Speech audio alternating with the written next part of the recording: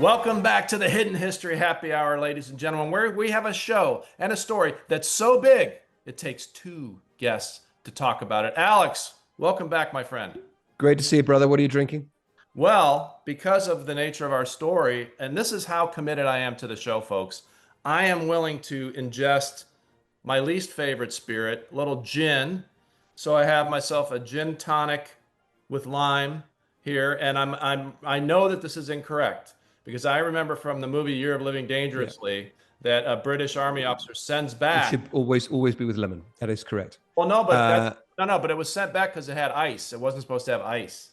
That was the yes. thing. Well, the theme of our day is Burma, and I went back to my favorite Somerset Malt to remind myself of what an Englishman would drink in colonial Burma, and the answer was gin and beer. I did not fancy, or Scotch soda. So I'm having a Scotch and soda. All right. Well, we want to talk about our sponsors for a second, but since we're on the booze, first special guest, military historian and author Jack Bowsher, who's going to tell our story today. What are you drinking, sir? So yeah, hi everyone. Thanks for having me on as well, gents. I am drinking a rum old fashioned.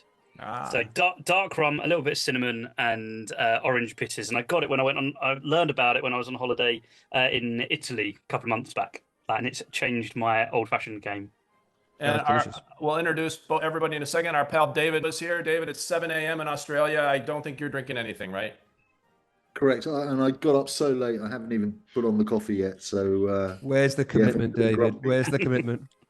Well, thanks for Should be on the Victoria Bitter surely by now. VBs, yeah. I won't say thanks for getting up because I know how many kids you have and I know you'd be up anyway, but thanks for taking the time with us. We'll explain to everybody in a second why this all makes sense. But first of all, cheers, everybody. Welcome. Cheers.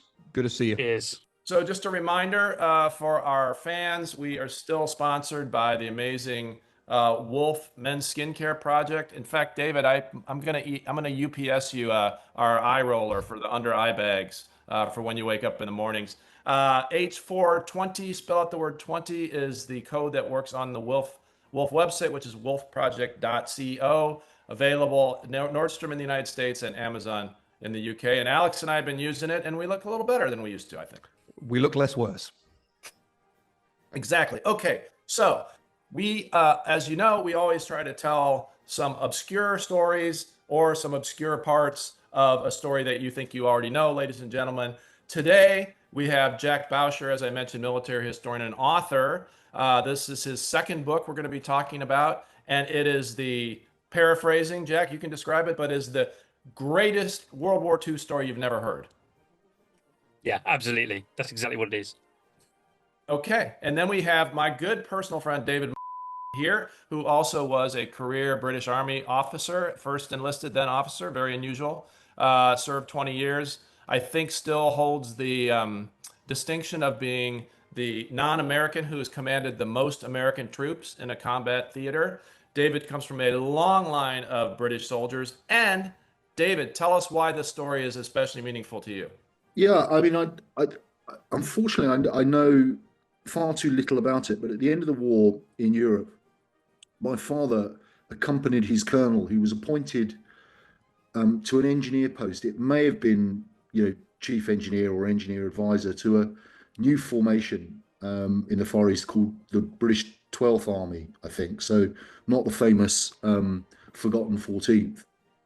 And he took part in an action which he sometimes referred to, but not in detail, as quite unbalanced, called a place called Sitang, which, because I was coming on here, I did a bit of research on, which Jack will know, and I probably now understand why he didn't talk about it. These Well, are we're definitely getting that story. very unknown engagements. But as I was reading it, I was staggered at the nature of the campaign, and it's sort of, I think, correct me if I'm wrong, Jack, it's the sort of full stop at the end of the campaign which you've examined so excellently in your book. Yeah, thank you. Yeah, it is. So the Battle of the Sitang Bend is really the last battle of the war in the Far East for British Empire troops. I mean, realistically, actually, it is the last battle of the Second World War, really. But it's not really ever known about because it isn't like a big set piece. It's more like a series of engagements, and you know, unfortunate for some Japanese, but obviously fortunately for the Allies, it is a bit of a one-sided bloodbath as well. It's quite a complex story as well because there's a lot of moving parts to it, and different things are happening depending which bit of Burma that you're looking at. But the basic point of it is the Sitang is the last major river before Thailand, and it's the Japanese trying to escape back into what is, you know, in inverted commas, friendly territory. It's a great read, everybody. You should definitely check it out on Amazon. I felt myself many times, though, Jack, needing to have a sand table, which is kind of amazing since I've never actually seen a sand table. But still, I felt like I needed one to see what was going on. Well, I want you to get started and tell us this amazing story, but I just a comment and a question to start us off that particularly caught my eye. First of all, David, I think I'm correct that your view is that General Slim was one of the best of World War II, and I know you quote him often, and he's one of the stars of this story, I believe. And the question I have to start with, Jack, since we're a very pro-Ukraine show here, is your opening statement that Vladimir Putin inspired this book. Tell us about that. Yeah, so those are literally the first words of the introduction that he at least partly inspired it. When I was doing my master's in military history a couple of years ago, in 2022, the semester after was, I can't even remember what the specific topic was, but we were running through a number of different battles, compare and contrast type things, chronologically. And as it happened in February of 2022, we started to look at the 2003 Baghdad Thunder Run, which is the title of my book is Thunder Run, Meiktila 1945. Now that was like the day-to-day, you know, sort of sessions that we were studying, discussion topic in seminars and so on. But at the same time, Putin invaded Ukraine, and in particular, the thing that joined the dots for me were that it was studying the 2003 Thunder Run. I was doing the reading for my dissertation that became my first book, which is called Forgotten Armor, about tank warfare in the Burma campaign, and then the thrust from Belarus south towards Kyiv, which failed because of amazing and very brave close quarter sort of ambush sort of things with sort of modern technologies, drones, missiles, handheld anti-tank weapons, and so on that single road. And so sort of single road with a single, you know, nodal point as an objective were the things that tied, you know, 2022, 2003, 1945 together. 1945 and 2003, they were pulled off almost perfectly. Whatever the politics of what comes afterwards doesn't matter. Militarily, 2003 is an amazing operation. 1945 is we're going to look at. This specific operation is ridiculous. But Putin gets a number of fundamentals wrong in his drive, not least the long tail back to Belarus, the logistical tail, which in 2003 is overcome by helicopter, and in the Thunder on Meiktila, it's overcome by Dakotas dropping and landing supplies. And so the big difference between air power and those sorts of things, you know, we can get into a little bit more about that. But the main point is that Putin got it wrong, whereas the other two got it right. So, and it's a great start because, of course, the length of our supply chain comes with us in military history from the beginning. Greeks preferring to fight near the coast so they can resupply via ship. The difficulties of Napoleon more recently into Russia supply lines. My late father would always, and my grandfather, by the way, was in REME. So we have a mechanical engineer background shared, David. My father would always say when he was reflecting on the differences between our military and Bryan's, but the Americans would always, you know, damn the torpedoes, aim at the target and then let the rest take care of itself. Whereas the British approach was always more to approach incrementally and consolidate. So not to run along the highway and try and, you know, capture the flag, but to ensure that you couldn't be ambushed either side. I mean, is that right? I don't think it is. I think, you know, the example that springs to mind would be the Garden part of Market Garden. Yes. Which was 30 Corps drive along a single route to relieve the parachute divisions which had dropped, you know, across the Rhine crossings, the furthest one being Arnhem, the famous bridge too far. and pushing along a single route with armor is particularly difficult. But I think to criticize the Americans, having worked with them, I mean, you can criticize any military, and there is no military on the planet that doesn't have weaknesses. But to criticize the Americans, or not, and not that you were, but their logistical support, their supply is exceptional. And if there's one thing they're very, very good at, nations tend to look at their enemies through the lens of their own military, and the Americans are excellent at identifying logistic weaknesses because they are very, very good at logistics themselves. So during World War II, it was the Americans who identified that the Achilles heel of the Wehrmacht was fuel. Yeah, oil. Fuel. So no, but I think Jack makes a really, really good point. What was achieved in Burma is I was part of that operation in 2003. The weakness in 2003 was the opposition, quite frankly. That made it easier for us. But against a really tough enemy, moving down a single route it doesn't matter how good your armor is and your support, is really, really difficult.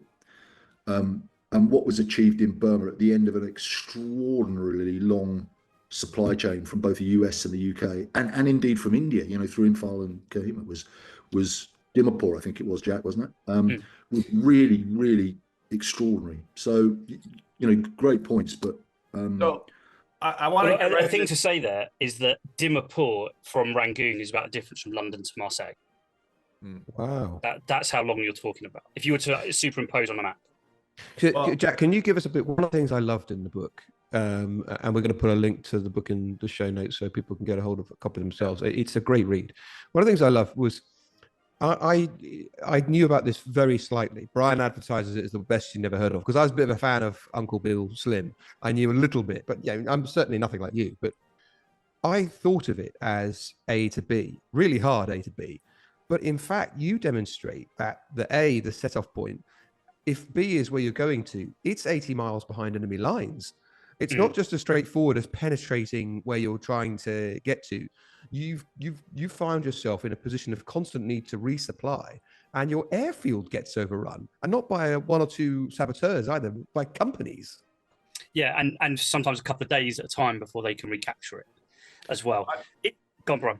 Well, I was just going to say, we definitely want to get into actually telling the story, but a comment and then and a request. And the comment is, I have to say, as the only American here, if we're keeping score, it's US 2, Great Britain 0 in war. But we're not keeping score. So the comment I have before you start, Jack, is just please don't take too long to get to the lieutenant with his twigs and berries in the river. We got to get to that quickly. And with that, launch it off. So, quick thing to start with, so you want the plotted history of the book, basically, yeah? So the way that I would start it is, you have to remember, at the end of 1944, the massive battles at Imphal, Kohima, probably the two most famous battles of the Burma campaign.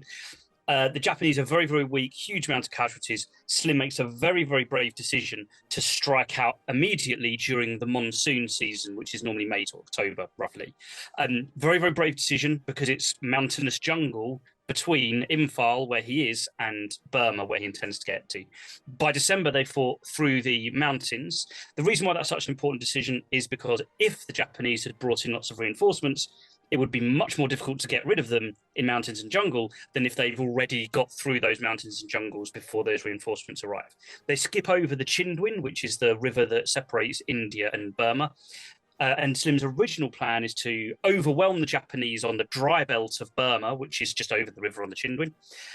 But the new Japanese command does not conform to Slim's expectations. Instead of fighting for every single inch, and Slim's superiority in tanks, armor, air power overwhelming them and destroying them, the Japanese commander withdraws behind the Irrawaddy, which is, and I make a point of this in the book, it's 3 times wider than the Rhine. It is a much bigger, it's the longest opposed river crossing of the Second World War. So he then has to come up with a new plan because he wants to destroy the Japanese. The way that he's going to do that without allowing them to withdraw, because he's had his fingers burnt, they've successfully withdrawn behind one physical barrier. What if they withdraw into the jungles of southern Burma before he's destroyed them? He has a big deception plan. He sends a group of soldiers to outflank and go on to the other half of the dry plains south of the Irrawaddy, and they're going to capture a town called Meiktila, which is kind of 2/3 of the way down the dry belt. It will trap most of the Japanese army in the central dry belt so they can't withdraw into the jungles, and then he will destroy them there. Once they're destroyed, they'll race for Rangoon before the monsoon. There it is. Yeah, that's a great synopsis. Is it worth explaining, Jack, the geography of Burma? I mean, I've always understood it. If I can very quickly. If one imagines a rectangle, it's not a rectangle, but just imagine a rectangle. Yeah. The edges of the rectangle are just really difficult country. So if you're looking at the rectangle standing thin side up, the left-hand side, and you're looking from south to north, the western side is hilly jungle broken up by lots of nullahs, lots of rivers and swamp, and then a very hilly range. So that's the Arakan region you're describing. Correct. Yeah. Jack has very accurately described the ground from Imphal and Kohima to the Chinwin, which is again hilly, mountainous jungle, and the right-hand edge as well is very difficult, hilly, into Thailand. The south is all broken up and is a mixture of hills and jungle, but the central part is open, dry, actually quite good tank country if it didn't have lots of rivers and streams across it. So it's quite important, I think, to understand when Jack uses that term, the dry belt, he's talking about that central dry area of the rectangle of Burma. So Jack, people not at the to time take you back to... Yeah, so I was going to say sorry. People at the time called it a desert Salisbury Plain. It's how soldiers linked it to their own training. So that helps me to understand it. But I mean, given the difficulties that David has described, and not to take you back to your first book, but who thought to use tanks in this environment, which seems, at least to the outside observer, to be so unsuitable for it? So there's a lot of rushed decisions right at the beginning. So the Japanese have a number of tanks at the invasion of Malaya, ends in the surrender at Singapore. Yeah. And so the 7th Armoured Brigade was being rushed there by river, but Singapore is clearly lost whilst they're basically having a couple of days off the boats in Sri Lanka. They're at Colombo. And so as they're about to sort of set off for Malaysia, it's decided to send them to Burma instead, to Rangoon, because Singapore is clearly lost. There's no point in throwing away. Yeah. They've already sent an Australian division who go into the bag, the British 18th Division go into the bag. They're not going to send a tank regiment, brigade as well.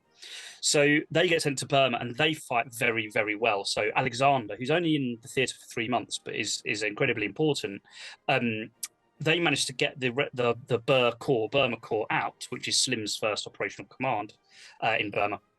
They get them out, but Alex actually says, without the 7th Armoured Brigade, we wouldn't have got them out. And they're running around Burma basically as this striking force. Anytime the Japanese threaten something, you use them as like a fire service to go and put out a single fire. The problem is there's just not enough of them. The following year, you then get a disaster in the Arakan, which David, you described, but luckily Slim wins the argument afterwards that the problem is not the tank, it was how they were used and the type of tank. They're desperate for medium tanks. He wins the argument. They send a load of obviously M3 Lees and Grants follow, right. And they get used successfully at the admin box Imphal Kohima. And by that time, they realise that it's great. The biggest reason is the Japanese have terrible anti-tank weapons and tactics, and the tanks are even worse. But obviously we should remember most anti-tank stuff is done by anti-tank guns, not actually by tanks. Yeah, the Piat was fantastic against tanks as opposed to other tanks. No one will believe that we didn't rehearse this, Jack and David, but we can promise on air that this is the first time we've talked. How's this for synchronicity?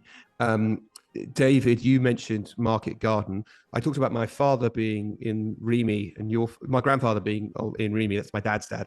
And your father was an engineer in the war.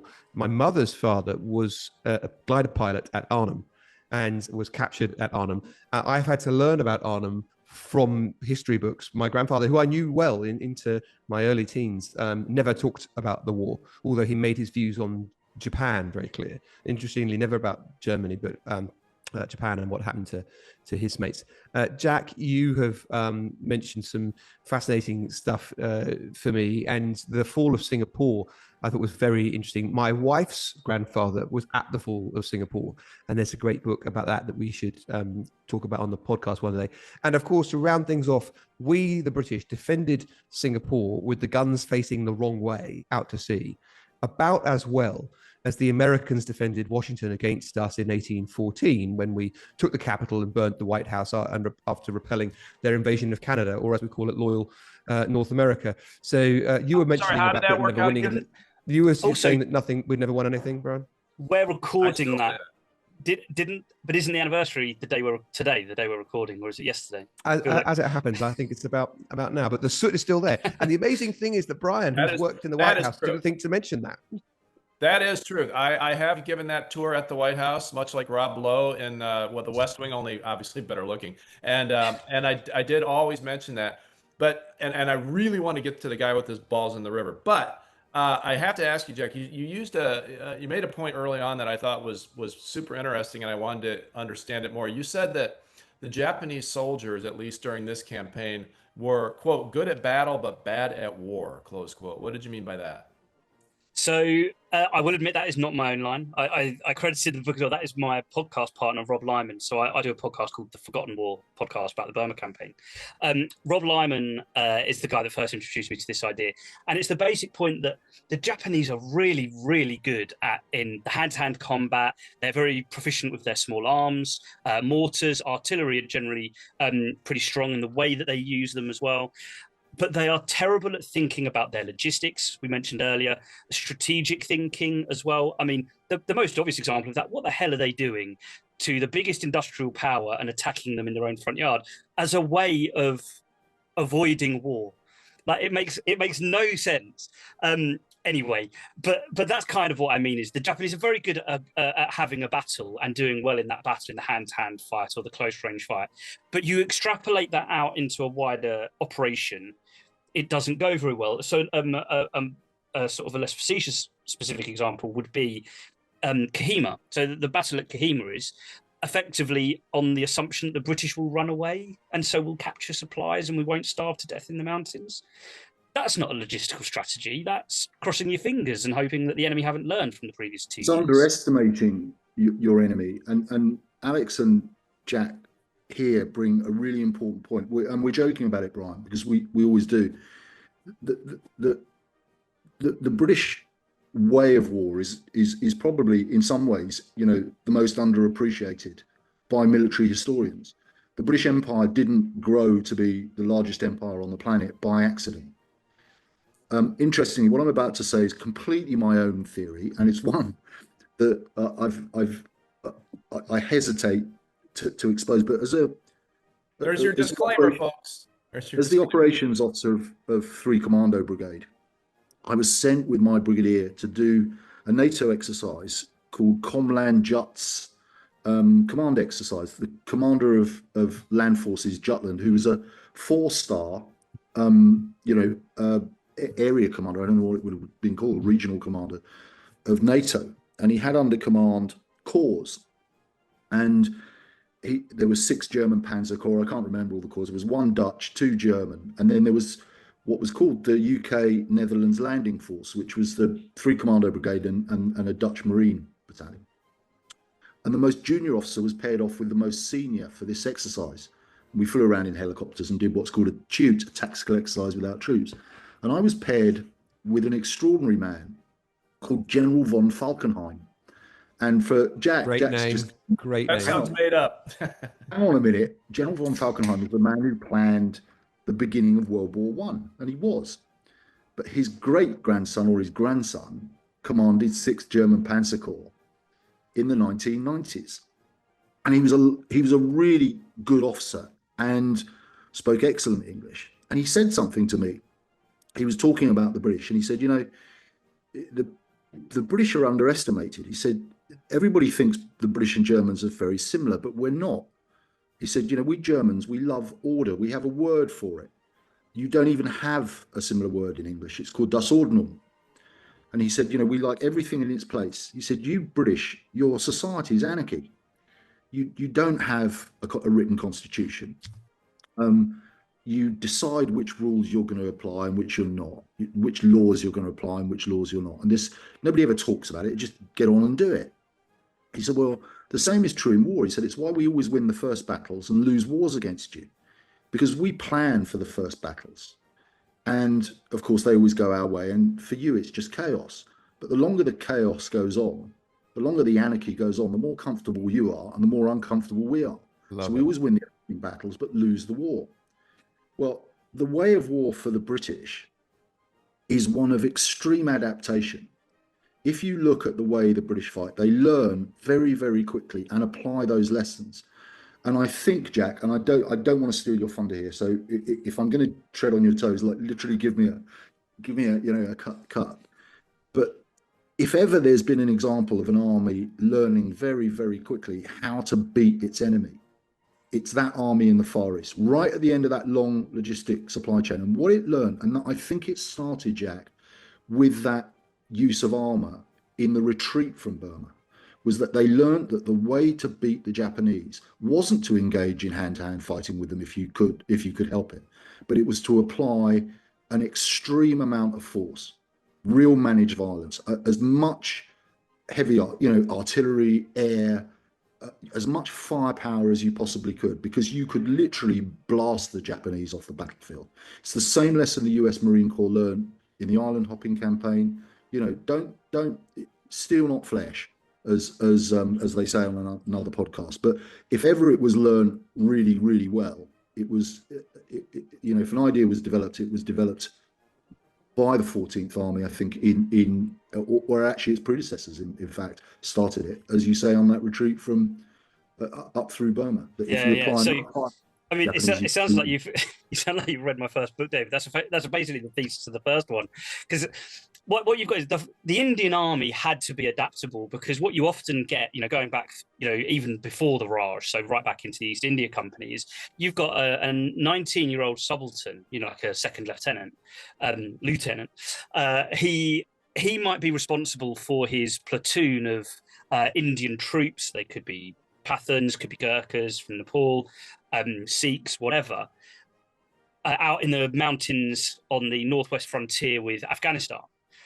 And that 18, 19-year-old has got to be that platoon commander in a very isolated position. So Indian Army officers and the Indian Army in general have to be very, very self-reliant, very, very adaptable to their own situations and able to make their own decisions. And that is like a corporate identity or corporate memory that is constantly been like a vein that runs through the Indian Army. And again, sort of I make a thing about that in my first book. So when you get to the Second World War, the British Army that wins in 1945 had 5 years to learn how to beat the Germans. The 14th Army, or the Indian Army and the British troops attached to it in the Burma campaign, they had to learn how to fight the Japanese in the jungle when they had been gearing up, because the thing that we have to remember is the Indian Army was preparing to fight the Wehrmacht in North Africa and the Middle East when the Japanese invade, which is why they're so tied to the roads. Yeah, so they have to learn how to fight in the jungles. They then have to learn how to fight surrounded with air supply, keeping them alive. And then for 1945, I've used the phrase that it's blitzkrieg adjacent. They then have to learn how to do these big combined arms maneuver battles. And that's in the space of 1942 to the beginning of 1945. And there's kind of three different versions of the British Indian Army that is most famously 14th Army. David, you hinted at, it's not always been, it gets renamed because of how bad the first year and a half went partway through the war. But the 14th Army, to make it simple, has had to reimagine itself 3 times. And the thing is, Slim is the beating heart of that. You mentioned Slim earlier, and I'd be another one that would echo he's the greatest. He's the greatest, probably the greatest general that this country's ever produced. And really, Meiktila in particular, and the 1945 reconquest of Burma should be his legacy. which it is in military circles, I think, but a lot of people just go to Mphal and Kohima, which are amazing battles. But what I think he does in 1945 is actually a much greater victory, and we forget about it. I might make the case for Wellington. The Peninsular War, I liked him before he was cool. But, Waterloo wasn't bad either. But I do see your point. There's a great similarity with them too, though, because Wellington is very, very concerned with the lack of reinforcements that he'll get. Sure. And the reliance on the Royal Navy. Why it is that he will make an incursion to Spain and then withdraw back to Portugal, so he doesn't overstretch himself. Slim doesn't have it quite as acutely, but he has something similar in that he can't risk losing too many of his men through sickness, for example, huge problem in the Burma campaign, or frittering them away in bad battles, like how Noel Irwin in 1943 did in the first Arakan campaign, just fritters away his men in blockheaded attacks. Slim is constantly worrying about replacements, especially for British regiments, because British replacements will be much slower than Indian Army regimental replacements, because obviously it's a significantly shorter distance for a newly trained Indian soldier to replace casualties. Yes. Whereas if you're the 2nd Battalion of the West Yorks, who have fought all the way from 1942 to 1945, you are not getting replacements at the same rate that, say, a British soldier in 21st Army Group, for example. So, Jack, I think you said earlier. Sorry, Brian, it's just worth saying, because we're talking about distances, to remind our audience the point that Jack also makes in the book. This is pre-partition. So what we now today call Pakistan is part of India. And when people are trying to work out the distance to Burma, that's a useful thing for people to remember. British India, pre-partition, includes Burma, and Blitzkrieg adjacent, Burma adjacent. Yes. Also worth pointing out that this is an army of empire. This is a Dominion army, and it's made up of British regiments, of Indian regiments, of Gurkhas, of West Africans, of East Africans, of Cypriots. There are Australian pilots, there are New Zealand pilots. It's often Polish officers in the African divisions as well. Is that right? That's a great fact. Yeah, because they need to find jobs for them. Yeah, but they were good officers as well. Okay, they're good officers, but they want to have British officers and British units, so there's no issues of language barrier. Whereas there was always going to be a language barrier with African units. So why don't we make it the Poles that everyone knows that Gene Hackman, the Polish general, served in Europe. So let's not get people confused. So I wanted even in those Indian regiments, because the Gurkhas that I served with are not a shadow is the wrong word, but they are the continuing Indian regiment in the British Army. Remember, I think I'm right in saying, Jack, that the average would have had 9 British officers, 1,200 men, 9 British officers speaking the language, i.e. commanding in the language of the men that they were leading. We have told on the podcast the story of the siege of Bala-Hissa, where all of the British officers were killed, and the Indians were invited to come out from the burning fort. And the reply that they got from the most senior remaining Sikh was fix bayonets. Yeah.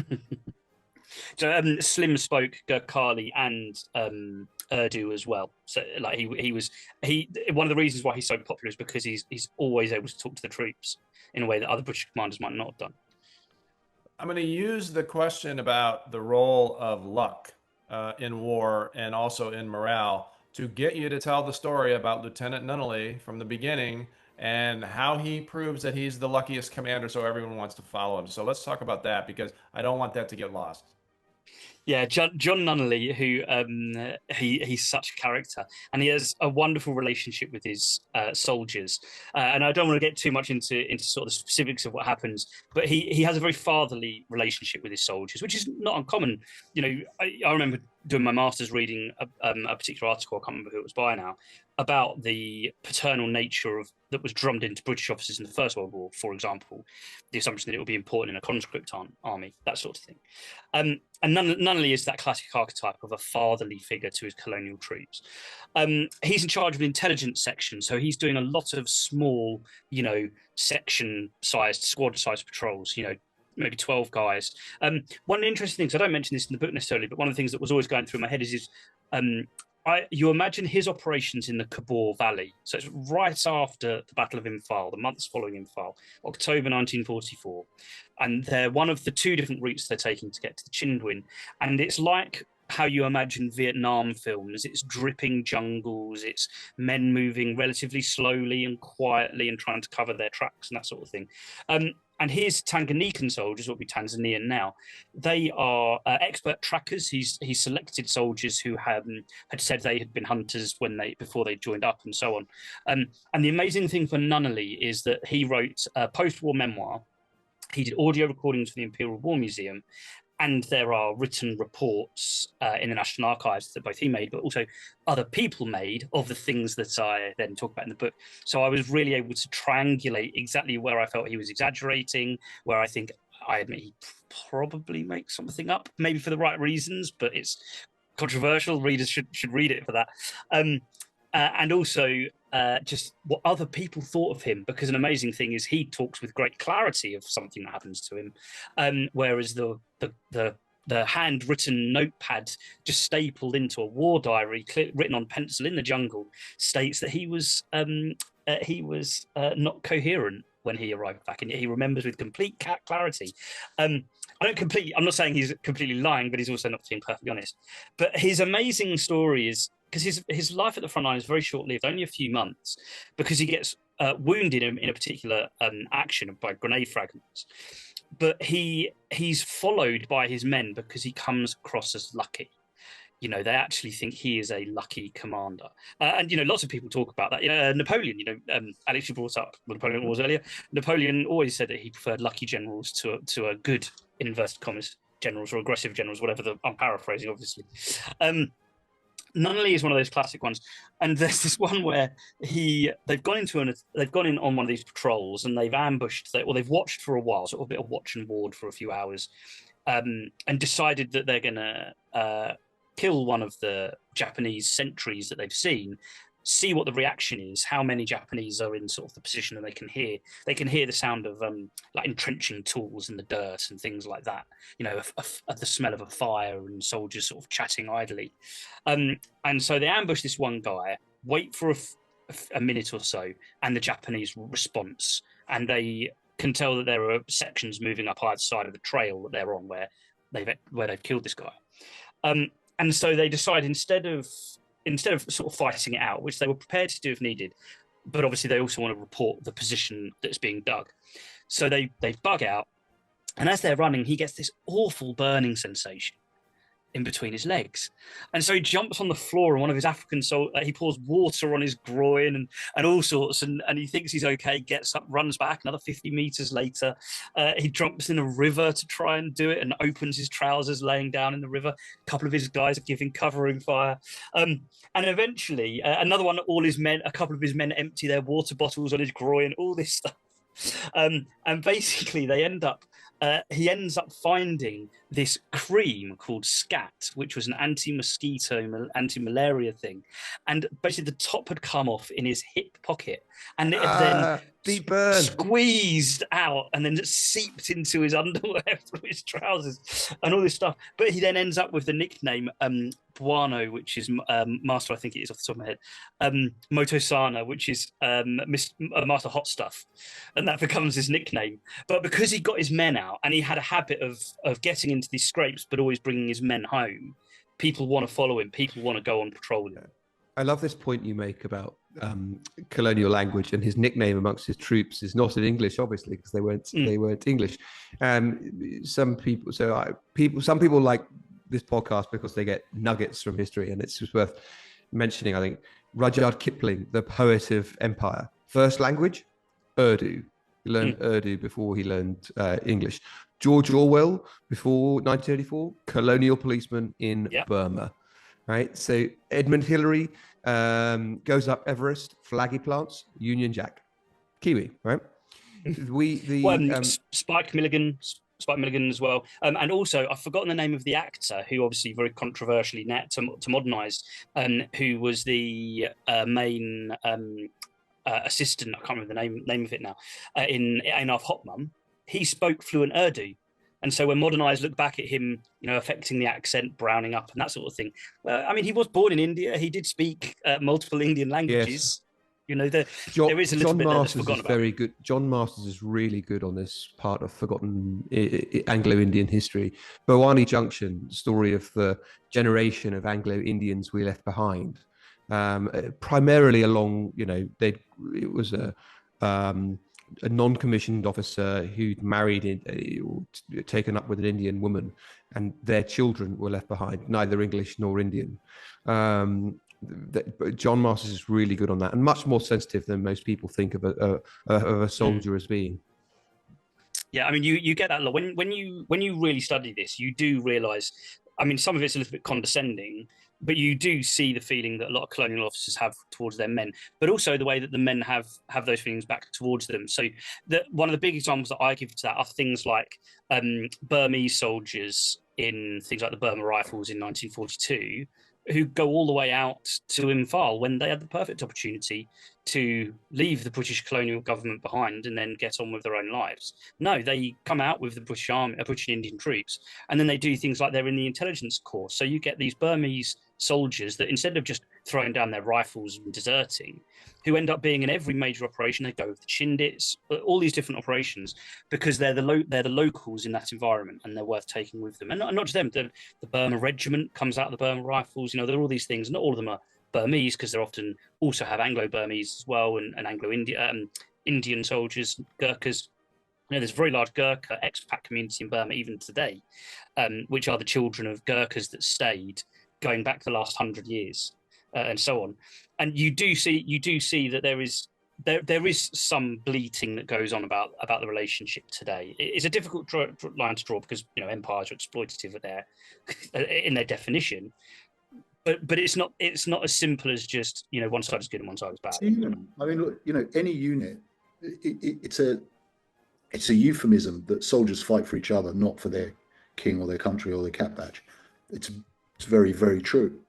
But the bottom line is, you don't need to have the brains of an archbishop to realise that if there's a battalion of 1,200 fighting men, Sikhs, Pathans, Rajputs, these are, go and look at a Gurkha battalion. You won't see somebody wearing glasses. Yeah.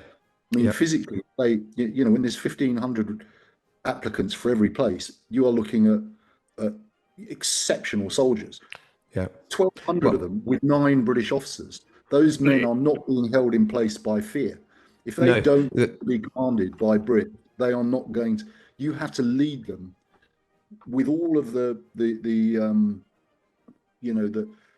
attributes of good leadership. If you're a poor leader, that unit is not going to work. And these men from the Indian Army were not poor leaders.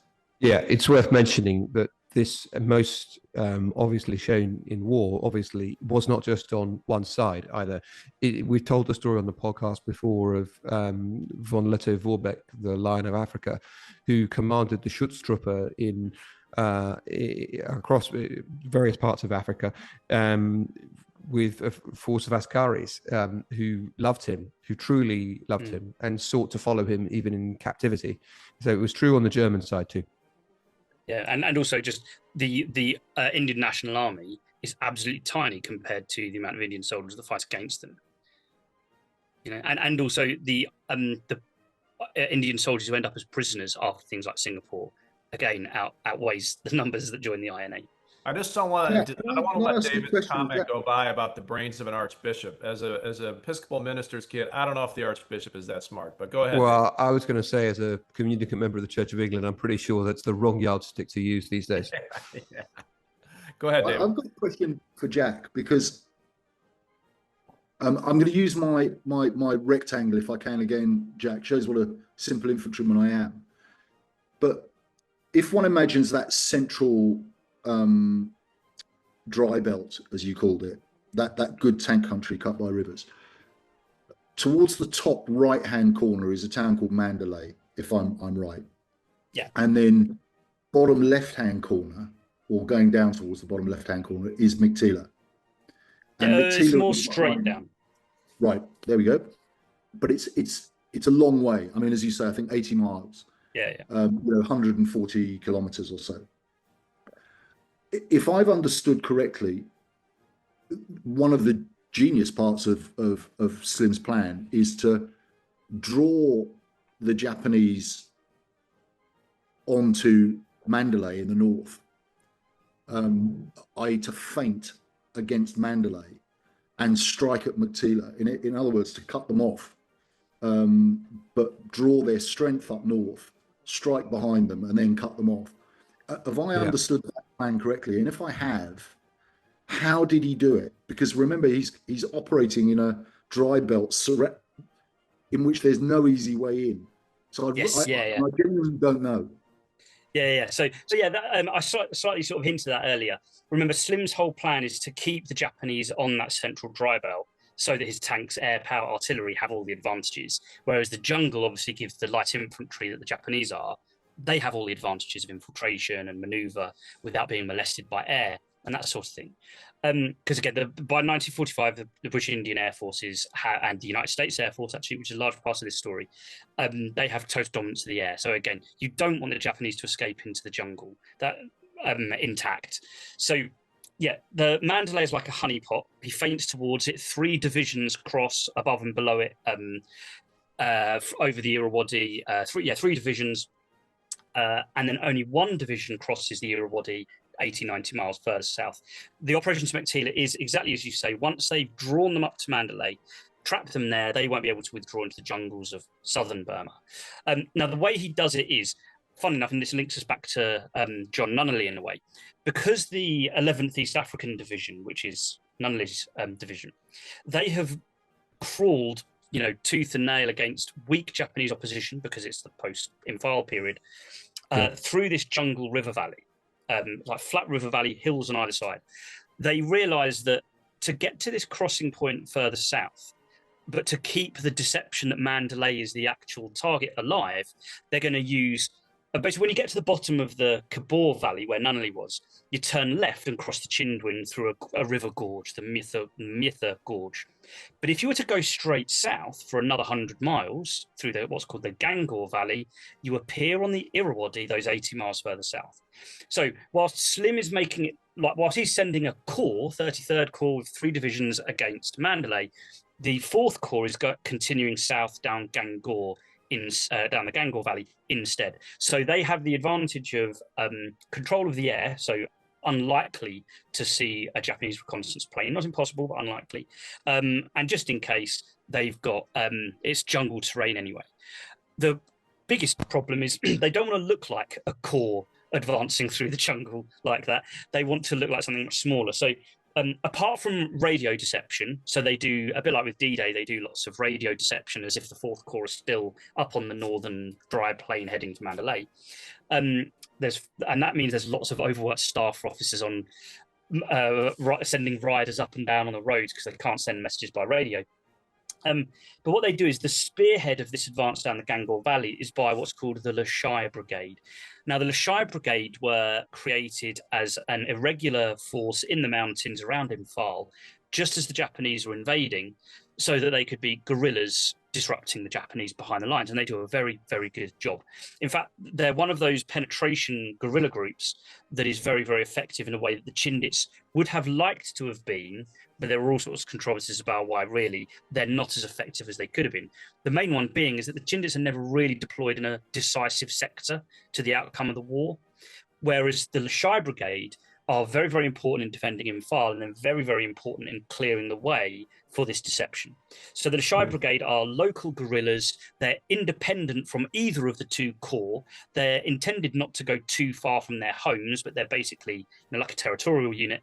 But they volunteer effectively, or they're semi-volunteered. They're kind of given the choice. You okay with this? And they're all like, yeah, because it's only it's not that far south from their own territory anyway. It's still the Chin Hills, which a lot of them are Chins and other groups within that area.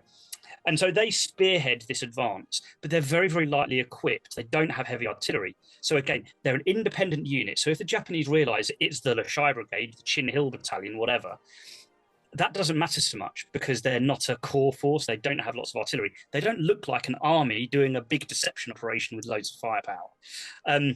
They do come up with some problems. The town of Gangor that gives it the name of the valley, that is that's quite a tough nut to crack. And so the Corps commander Frank Messervy, who famously was commanding the admin box in 1944, he decides to use some of their artillery and also a big aerial bombardment called an earthquake minor, because there are bigger versions they could have put on, but they put on a minor. And interestingly, actually, Slim and Loaded Top Brass go to witness this as well. So they're doing their best to do this as quietly as possible, but also they've got the ticking clock of the monsoon coming. You know, by the end of January, they're only just at the bottom of the Gangor Valley. So they've still only got February, March, April, and then middle of May before the monsoon. And they've still got and they've still got 600 miles to go. And they've got, you know, 2 Japanese armies standing between them. So, and a Japanese army, by the way, is the size of a corps in a British or the Western Allied parlance. Which is quite as big. Approximately how many people, Jack? Just for our non-military. There's about 100,000 Japanese troops, and that's frontline fighting force. That doesn't necessarily include line of communication troops and things like that.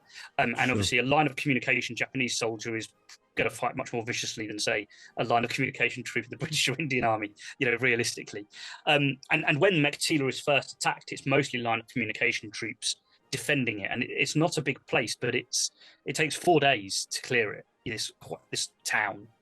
Well, I knew this was going to happen. It's such a good story. We got so much expertise here. We're already an hour into this discussion, so we probably need to wrap it up pretty soon. Love to have you back, but I did want to make an observation and ask you one question. It sounds like Alex has a few also, but my observation is you mentioned a little bit ago that in this particular operation, Mandalay was a honeypot. And I would just like to say for all of our American and British friends who frequently go to Las Vegas, I've been to the Mandalay Bay Hotel, and it is most certainly a honeypot. But here's my question. What is the strategic significance at the end of the day of this battle? I think you alluded to it as sort of the last major battle of World War II, but what's the big picture here? Well, so Meiktila is the last major set piece battle, because things like the Sitang Bend, for example, is not a set piece battle. It's a running battle with Japanese trying to just break out. There's not any more strategic objective than survival for them there. And it's kind of a rough sort of like improvised sort of battle by the Japanese in particular to just get out.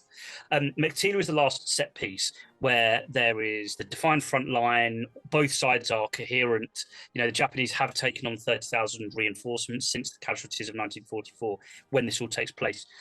The significance of Meiktila, though, to the outcome is it destroys the Burma area army. So 2 of the 3 armies in Burma are effectively destroyed in the Meiktila-Mandalay operation in total. But the biggest, most significant part is what happens at Meiktila, because Meiktila is the one that keeps that army where Slim wants it, rather than letting them withdraw into the jungles. Because we sometimes get this wrong about the Japanese because we're too used to the Pacific Island doctrine. There was no hope of rescue for the Japanese soldiers on Iwo Jima, for example, on Okinawa. And so them being told to give their lives for the emperor is the most practical thing they can do. Whereas in Burma, when there's a route to survival and to defend the homeland, it is completely legitimate to withdraw if needed. So whilst they will fight to the death if told to, that doesn't mean they're going to be told to do that. And that's something that happens in Burma a number of times in 1945, that there is the desire to live to fight another day. Once Kimura in particular takes over Slim's opposite number in 1945, the previous guy was sacked because of Imphal and Kohima. And so Meiktila is the operation that traps the Japanese where they want them so they can be destroyed. Slim uses, he has a favorite metaphor in Defeat into Victory, his post-war, his Burma campaign memoir. He, in about 3 different battles, says he's going to squeeze the enemy between a hammer and an anvil. Mandalay is the hammer, Meiktila is the anvil. And that's why Meiktila is important. No anvil, the hammer will just push the Japanese into the jungles to the south, where they will have advantages in the jungle, and Slim will lose his tank and armored warfare advantages. And the important thing about Meiktila is there's the battle to capture the town, but there's also that defense, there's an offensive defensive to destroy the Japanese, like we're saying. And the way they achieve it, instead of sitting defending the town of Meiktila, they use their armor. So, like say, a squadron of tanks, a battalion of infantry, a troop of self-propelled guns, in this case M7 priests, and they go out on as many as 6 a day, and as far as 20 miles away from Meiktila, striking at Japanese concentrations as they arrive, so that they don't concentrate, to then attack Meiktila. And this is the bulk of the battle and the genius of the battle. And this is really a guy called David Punch Cowan, who's the commander of the 17th Indian Division, who's actually running the operation. And it is a brilliant strategy, because the Japanese are not very good at destroying tanks. So you get these amazing scenes, and in the book, I really reveled in writing these bits. You've got these guys, and to bring up Waterloo, Miles Smeaton, who commands Probyn's force, he gets his Scots Grey moment. The listeners or viewers will know the Scots Grey's painting at Waterloo is the famous one of the red-coated guy with his sword in the air, the snarling horses, sort of right in the forefront of the picture and all that. He gets that moment where, because the infantry are kind of exhausted and are sort of fixed to their front, he takes his squadron around a hill feature and attacks the Japanese artillery and position behind the hill from behind, and they're overrunning the guns and all sorts. He's having his Scots Grey moment, charging in to do that sort of thing. And another guy as well. I had an absolute stroke of luck with this book. In my first book, a guy got in contact with me saying I had a relative who was in one of the battles there, and I interviewed him on video camera about 20 years previously, and he digitized them. So he sent me these 3 hours of footage from about 2002 of his father. And he had the time of his life doing this. So he was in a Sherman artillery. He was an artillery observer in the self-propelled guns of the 59th Field Battery of the 18th Field Regiment of the Royal Artillery. And he's riding around in his Sherman, fake gun, so no 75mm gun. He's just got machine guns because he's got extra ranging equipment and radios and that sort of thing. And he says in these videos, I was riding around, like proper classic cavalry type officer. I was riding around the plane, and I was shooting from the hip, and it was just, and you could see him sort of missing over and going back there, and he'd just sort of tail off like the guy in the Fast Show for the British listeners and guys. The old boy that trails off. It was just, and this guy, he would go. It was Bradley Birkin. Yes. Yeah. This guy, I was shooting from the hip and all this stuff, and it was just great fun, great fun. He was a brilliant character, and so of course he makes it into the book talking like this, just brilliant. So I want to ask the two, all three of you, but the two that haven't written a book about this event. Would you agree, David and Alex, with Jack's assertion that this is what is the wording? I don't have it in front of me. The greatest combined arms operation of World War II. David, you're the expert. I certainly think it's up there. I think in terms of, I mean, I think metrics like that, they make good back covers, but they're difficult. It is on the cover. To apply. I do think one has to take this into perspective, and in that sense, Jack is absolutely spot on. It's out of focus, Jack. We'll put it in the show notes. Go ahead, Dave. Jack is spot on. I mean, to put this into perspective, correct me if I'm wrong, Jack, Iwo Jima was one regiment. The Americans are up against a single Japanese regiment. The Americans at no point faced three Japanese armies, and these were not amateurs. These armies had been at war since 1937 and sometimes beforehand. These were very, very experienced formations, and 14th Army cut them to pieces. I mean, it annihilated them. The Sitang Bend that we talked about, it was the pursuit following the set piece battle, and it was a battle of annihilation. And it had a number of effects. It destroyed three Japanese armies. It demonstrated to the Japanese more clearly than any other British or American campaign that the Imperial Japanese Army could not stand against a modern Western military formation well handled. But secondly, it allowed the British, it reasserted, whether we like it or not, it reasserted imperial prestige. It gave the prestige to the extent that the British were actually able to withdraw on their own terms from the Far East. I mean, we could get into that but there was no Vietnam. There was no Dutch East Indies moment for the British. Or Algeria for the French. Or Algeria. It's a great comparison. Was effectively re-establish the British as the big dog in the empire, and that then allowed. And you get I think it's Aung San Suu Kyi's father, who is the sort of father of Burmese independence. He doesn't try and fight the British out of Burma because he's seen what they can do. You know, in fact, to some extent, I think he surrendered to them or went over to their He side. does. It's amazing what he does is he rises up against the British when the Japanese arrive, having been funded by the Japanese before the war started. And then when he sees what's going on, he changes sides. One of the other guys I follow in the book is an intelligence officer called Donald Maitland, and he's on the tail of Aung San through interviews with locals and things like that. And the interesting thing about that is the locals that he's interviewing on the Central Dry Plain are the ethnic Burma people, the traditional Burmese society, the ruling class, the ones who are most nationalistic and anti-British. By the time of 1945, Japanese colonialism has led them to actively supporting the British when 2.5 years early, they'd actively fought against them to get them out, or at least were apathetic to their plight and that sort of thing. So you have that complete change. And so Aung San sees what ways the wind's blowing, and so he changes sides again. And he genuinely, amazing thing, he has a parade in front of the Japanese in Rangoon, or just outside Rangoon, and basically says, "We are off to the front," with his division of the Burma National Army. It doesn't specify, we're going to the front to fight, not specifying who they're going to fight, and they immediately hand themselves over to the British and then take part in some of the sort of the operations afterwards. And there's an uprising. Part of the book is Donald Maitland trying to keep the leash on the guys that want to rise up, and he's worried to a degree, and the British are worried they're just going to get themselves killed and get in the way of their operations. But they're all really keen people. I would argue that Slim's success saved, you know, it's a what if, and if your auntie had balls, she'd be your uncle.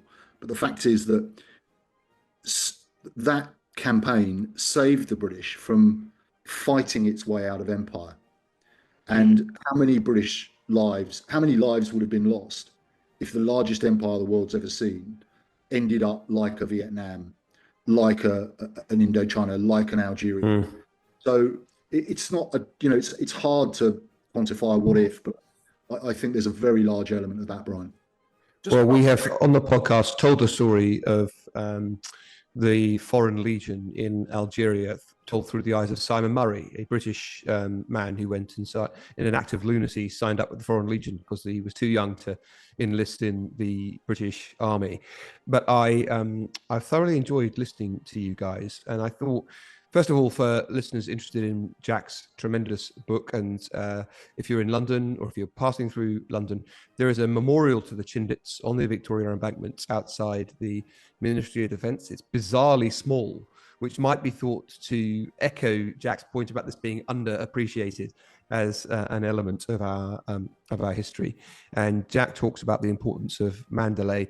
I mentioned that one of my favorite authors of this period is John Masters, who was an officer with the Gurkhas and then with the Chindits. And the second part of his, I'm operating from muscle memory here, so I hope I don't get this too wrong, but I read this one years Alex, ago. I in my first book, Forgotten Armour, John Masters is one of the sort of the characters that I follow at Mandalay, because he's chief of staff to General Pete Rees of the 19th Indian Division, and Pete Rees is, I want to do a biography of him. He is the greatest, like the amazing ways. See, David's like nodding his head at me. The Slim said of him, he was a small Welsh guy. Slim said, what he lacks in inches, he makes up for in miles he advances. You know, and he does things like he took a load of Burmese after the capture of Mandalay, and he's telling them to, he's getting them to sing Baptist songs. He's singing in Welsh, they're singing in Burmese, but it's the same tune. And also there was another one. There's one time when there's a guy, an infantry battalion commander's with his men, and he just rides up in his red Jeep, his red adorned Jeep. He always had a red hat band. He wore a red bandana, so everyone knew it was him. He comes riding up in his Jeep, basically runs up to this infantry battalion commander, so this captain, and says to him, "Where are we on this map?" And the guy points out to it, and it's just, "Right, great," jumps in this thing, and then just goes the other way again. So that's great. The reason I mentioned Masters was to make the point that it didn't all go our way, because I remember that in The Road Past Mandalay, Masters talks, it's a very affecting part of that book, about having to shoot wounded men that he knew rather than leave them to face capture by the Japanese, knowing what would happen what happened to them. He also, by the way, hated Churchill's obsession with airborne troops, which is a point that I think your book makes rather well, obliquely. But you can't hold territory long term just by dropping men in, which my grandfather as a glider pilot at Ireland rather knew. But when, Bryan, you were asking Jack about this being the last set piece of the war, it's worth bearing in mind, we now know that it's the last set piece. Right. But those fighting it did not. It was before Truman dropped the bomb. The participants did not know that would be the case. And for Britain, the only country in the war that fought from the last day to from the first day to the last day, Britain facing another year or two, David's point is very well made. Slim's actions mean not only was it victory, but you might otherwise have been fighting this for another couple of years. We know, of course, in the Western theatre, and we've covered in the podcast, the bizarre story of Castle Itzar, where Wehrmacht against the SS fight, or the Night of the Long Knives, where the Georgians rise up on a little island, Texels, the island in the Netherlands, and murder all their German colleagues. But these are Western theatre examples, and they might be better known than this one in the Far East, where it probably was the last real set piece. And Jack has written a great book about it. We encourage our listeners to read it. Absolutely, and just to impart a little bit more personal spin on that, David's father also served from the very first day of the Second World War to the last day of the Second World War. And for those of you who have followed me on X, David and I are frequently together. I've been to his home. He's got an amazing collection of antique daggers and swords and such. And it's just a delightful conversation, guys. We could go on for hours. Jack, amazing book. Everyone should go out and get it. What's next for you, Jack? What are you working on now? The biography, I think. The biography. We didn't say that. Yeah, that isn't what I'm working on at the moment. I do have a couple of ideas percolating around. I have actually just finished writing this summer one of those little Osprey New Vanguard tanks in Burma. So it's like my first book, but condensed much down into a much smaller book. That's the other thing I've done next. I've got irons in the fire, but I haven't got any specifics Excellent. yet. Well, I'm thinking the retreat in 1942, going back to the beginning of the conflict, is probably what I'll do next. All right. Well, we'll look forward to that. And in the meantime, guys, we started, just to bookend the podcast, we started with reiterating our support for Ukraine in the face of Russian genocide. David, would you tell us what your shirt says, please? It says Am Israel High, which means the Jewish people live. Yeah. And victory to Israel, victory to Ukraine. Jack, thank you so much. Everybody, we will see you next time. Cheers. Cheers. Cheers, everyone. Thank you.